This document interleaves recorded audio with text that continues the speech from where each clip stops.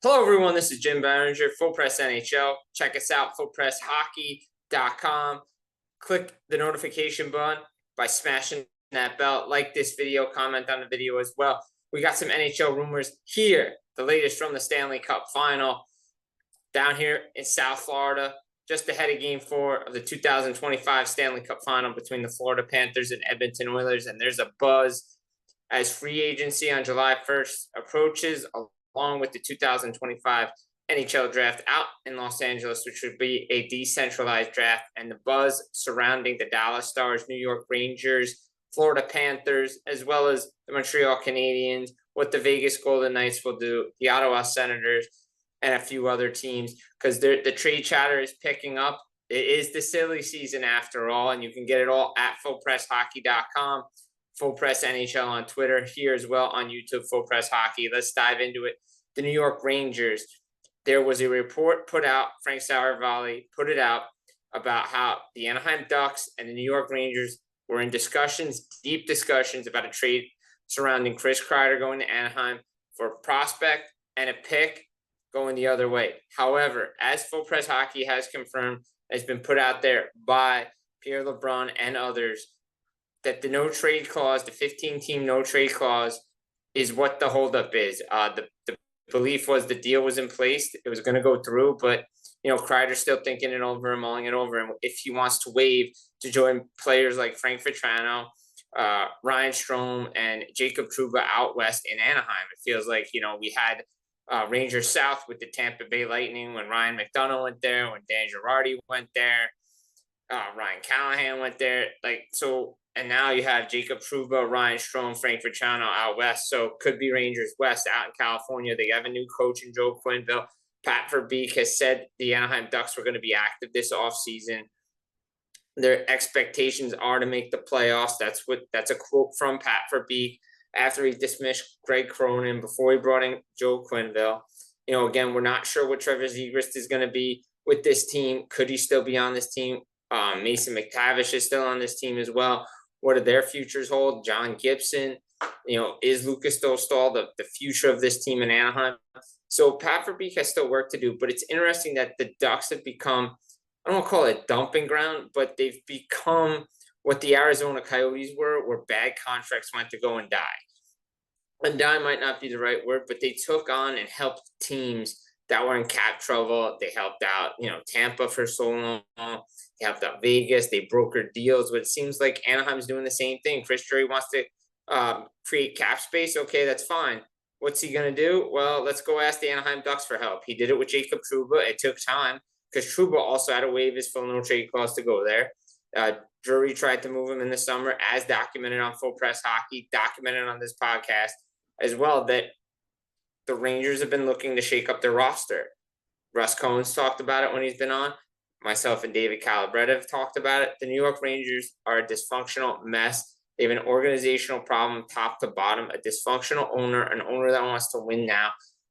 Chris Drury gets a 5-year contract extension. Deserved or not, he got it. And guess what? It's time to either put up or shut up for the New York Rangers as they look to take the next steps and try to win the Stanley Cup again. But is this roster good enough for Mike Sullivan when he comes in? Because Chris Kreider was a guy he put in at 4 Nations, and it didn't pan out, right? Is Mika Zibanejad going to still be there? Is Keandre Miller still going to be there? What other dominoes are going to fall? But Kreider is the first one. It was supposed to get done Wednesday afternoon. It did not. Things are still on track, but the parties are still mulling everything over as we speak. So it's going to be interesting to see where things lie when it comes to this deal and the New York Rangers and the Anaheim Ducks. But Kreider appears to be the first domino to fall this offseason for the New York Rangers. It'll be another thing if Zibanejad goes. Again, there's been reports. It's been discussed when I've been on Big Apple Hockey. I've talked with those guys. It's been a talking point that if Kreider went, they would make it easier for Zibanejad to waive his no movement clause. Again, these no movement clauses really don't mean anything when it comes to the New York Rangers. We saw what Drury did with Barclay Goodrow's no trade clause, put him on waivers. Okay, boom. Then the Sharks picked him up, a team that Drury was trying to trade him to anyway, and they took on the full boat. So these cap dumps, 2 years, $6.5 million for Kreider to go to Anaheim, that's a huge weight. But again, what does Drury do with that money? Does he go after Brock Besser? Does he go after Sam Bennett, Brad Marchand? Does he go after Mitch Marner? Does he save it? Does he make other moves? Does he waste it on Keandre Miller? Again, you would have to replace Miller if you traded him. What are you getting back? Again, is Carson Soucy on the move? And if you move out Zibanejad, what are you getting back in return? Because as we've stated numerous times on the podcast and here on this channel, you're not winning a Mika Zibanejad trade. It appears you're not winning a Chris Kreider trade, but then again, you can turn around and use that prospect and a pick to make your team better down the road, as we saw, with the Vancouver Canucks and what they did with, getting the pick from the Rangers as part of the Filipino deal with JT Miller going back to New York. They used that first round pick to get Marcus Pettersson and sign him to an extension. So if the Rangers are smart and they play this out, they could do it. But it's just interesting that the guy that they let go was a coveted man in the offseason by the New York Islanders and Jeff Gordon before Matthew Darche got there.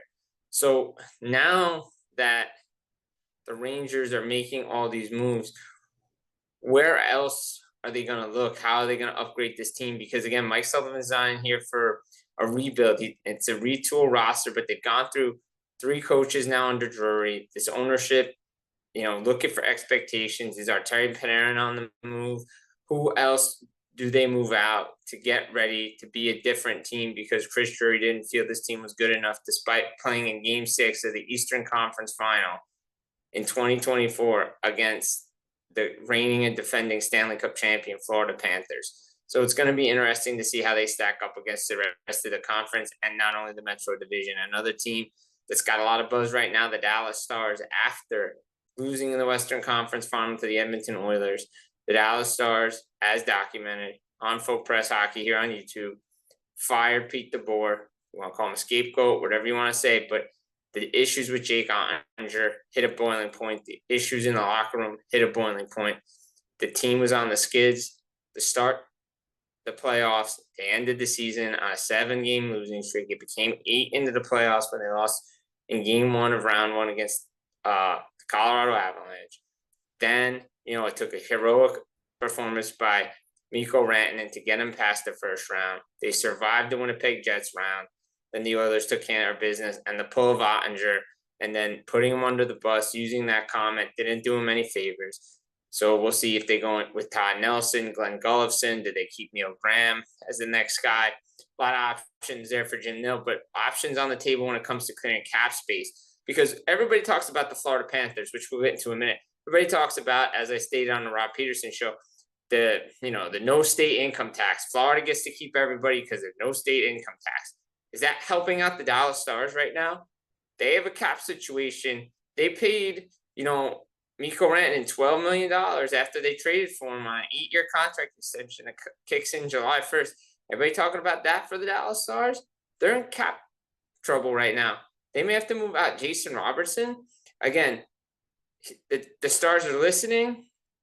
Like we mentioned Brady Tkachuk and the Ottawa Senators. They didn't have any interest in moving Brady Tkachuk. Is he available? No. Okay, we'll try again in a couple of weeks. You could be interested in somebody, doesn't mean they're going to go out with you. And it's the same thing here. Teams may be calling. The package better be really good to move Robertson for the Dallas Stars because they believe, according to sources we've talked to, he isn't going anywhere. He's part of the future. He's part of that core. And they want to keep him on the team despite what happened with last time's negotiations. They want to get a deal done before next offseason. He's going to be RFA with art rights. He's coming off injury, but he performed decently towards the end. A couple of goals to close out the Western Conference Final. Yes, he does make $7.5 million. It's an easy target, but he's 25 years old. I don't think that's somebody Jim Nill's going to want to give up on. He really isn't available. But again, it's got to take a massive package to get him out of there. Maybe they get some assets back from Carolina if they try to move out Marchand or Dumba or somebody else like that, Labushkin. And those are names that are coming up because Marchand makes $4.5 million. The Dallas Stars have about $4.5 million in cap space. They want to re-sign Jamie Benn, as I reported for RG Media. According to sources I talked to, they were waiting until the end of the season to do it. going to handle their business and then move on. They're going to structure it 35 plus to keep him in there. Small salary with signing bonuses, structure it the right way to give them some cap relief going forward. But Jamie Benn wants to be a Dallas Star. Jim Nill wants to keep him a Dallas Star. They've been tied at the hip for a very, very long time. It's only an inevitability for this to get done. These two sides are working on a deal to make Jamie Benn a Dallas Star for life. They want to keep him there, and he is a priority for them. But so is Mikael Granlund because he brings offense. Matt Duchene is a pending unrestricted free agent. He said in the media day availabilities at the year end, he doesn't want a 1-year deal anymore. He wants some stability, but he's 34 years old. We saw what happened last offseason with, New Jersey Devils and Tyler Toffoli, with Jonathan Marchand, with the Devils, with the Canadiens, with the Vegas Golden Knights. They didn't want to go past 3 years for an aging player, could be on the decline.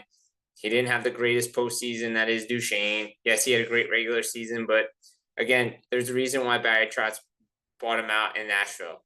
So it's going to be interesting to see what the Dallas Stars do, but Matt Dumba makes about $3.5 million. Labrusca makes $3.25 million over the next 2 seasons. So if they can move out Marchand, they can move out Dumba or buy him out, it'll give them some cap flexibility, because the last thing they want to do is move Jason Robertson.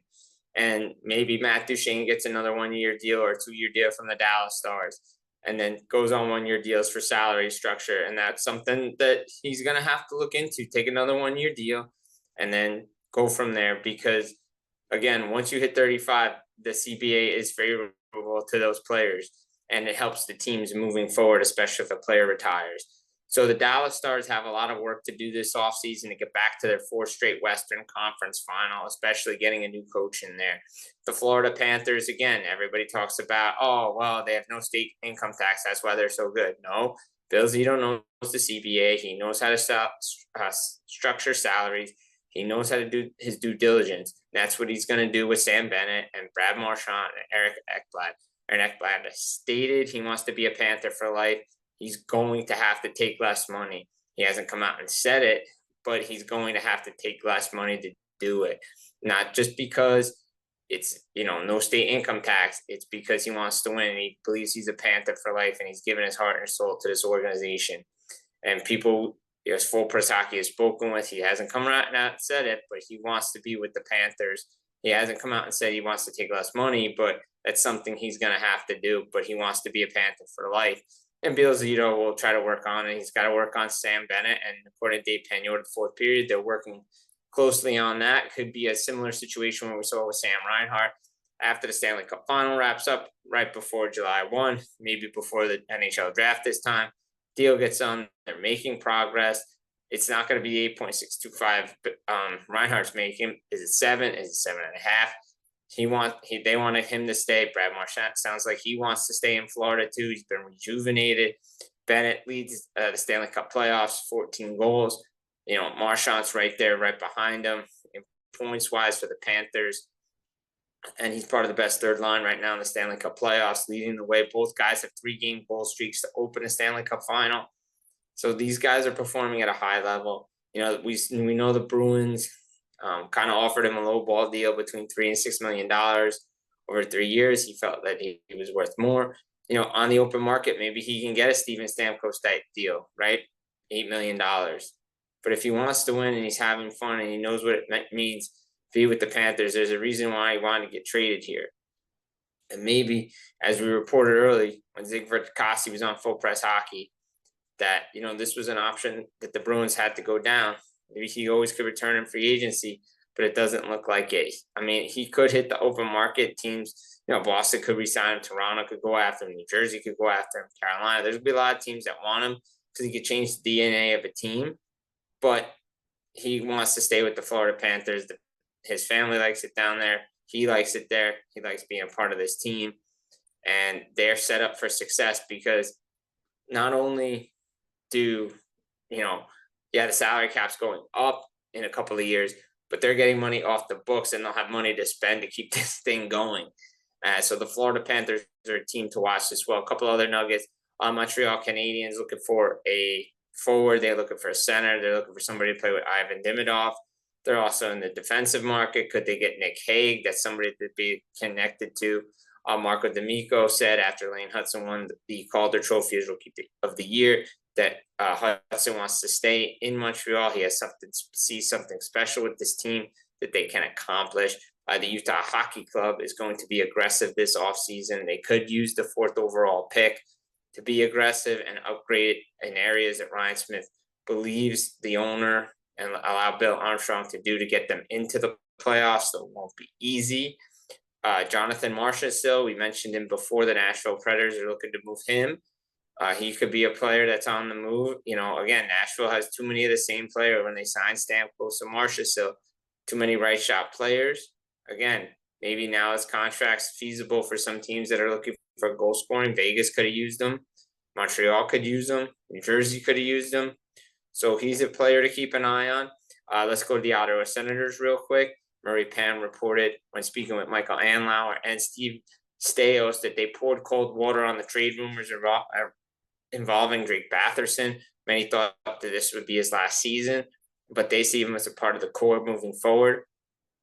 Also, Vice President Hockey Operations Dave Poulin spoke with the media, and he's told that Claude Giroux, who is a UFA at the end of the season, will try to keep him there in Ottawa. They're making progress on a new contract. Both sides continue to work on a new deal. So there's things moving there for the Ottawa Senators as well, but they could be making some trades as well to upgrade. They've been linked to a couple of players. Obviously, the Mitch Marner saga drags on. Could it be the New York Islanders? Could it be, Vegas Golden Knights? Could it be Utah Hockey Club, Utah Mammoth now, Carolina Hurricanes? But again, with Carolina Hurricanes, the always thing is with the owner is, does he want to spend the money? We hear, they're going to be aggressive. They're going to throw dollars at all these players. But in the end, does Tom Dundon want to cash the checks for these big dollar amounts? In the past, he hasn't wanted to, and they didn't want to pay people more than Sebastian Aho. That's something they're going to have to change. Plus, they have Brent Burns there, Dmitry Orlov. What are those guys going to get? So change coming for Carolina Hurricanes as well. So that's a team to look out on. Could Marner go to Florida Panthers, Tampa Bay Lightning, Columbus Blue Jackets, another team out there? All 31 teams, and you could throw 32 teams in there, even Toronto, looking to keep him. We'll see where he wants to go. It would make sense if he wanted to go to a low-key city like Columbus, like Utah, get away from the spotlight, get away from Toronto, far away as Toronto as possible, not be within the division, maybe not in the same conference, try to go succeed there as well. The LA Kings and Vladislav Gavrikov are trying to get a deal done. An extension hasn't been signed. He's been linked to the New York Rangers. So there's a lot of moving parts right now. Where does Brock Besser fall in all of this? Where does he fit in with teams? What kind of deals? Teams are going to overspend this offseason. They always do. And even with the cap going up, we have more money to spend. Well, guess what? We're going to spend to the cap, and then we're going to regret it moving forward. So those are some names that we're looking at here at Full Press Hockey. Stay tuned as an article is going to drop Thursday morning ahead of the Stanley Cup Final. Keep your eyes out for the Chris Kreider trade news as well at Full Press Hockey. And stay tuned for more videos like this, including the latest podcast with myself and David Calabretta, along with some great guests that we have lined up here at Full Press Hockey. Again, please subscribe to the channel, hit the bell, like the video, tell your friends, comment on the videos. This has been an NHL Rumors video live from the Stanley Cup playoffs. My name is Jim Biringer. I'm with Full Press NHL. Check us out again, Full Press Hockey on YouTube, fullpresshockey.com for more. Take care, and we'll be back again real soon.